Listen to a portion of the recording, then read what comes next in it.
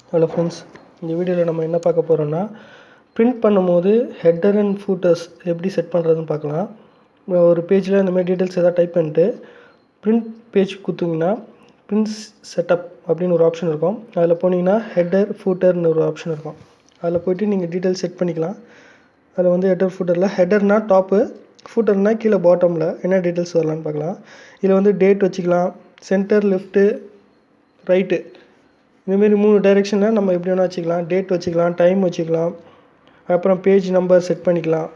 நமக்கு மேலே வந்து ஆப்ஷன் கொடுத்துருப்பாங்க. அந்த ஆப்ஷனில் நமக்கு எது வேணுமோ அந்த டீட்டெயில்ஸ் மட்டும் நீங்கள் செலக்ட் பண்ணலாம். இல்லை மேனுவலாகவும் நீங்கள் டைப் பண்ணிக்கலாம். போட்டுட்டு ஓகே கொடுத்தீங்கன்னா உங்களுக்கு அது வந்துடும்.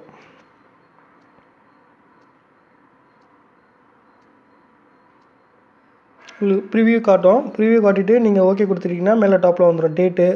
இதில் அந்த என்ன டீட்டெயில்ஸ் நீங்கள் ஹெட்டர் மாரி வந்துடும். சைடில் வந்து டைம் வந்துடும். டிஃபால்ட்டாக சிஸ்டம்லேருந்து என்ன டேட்டு என்ன டைம்ன்றது அதுவே எடுத்துக்கும்.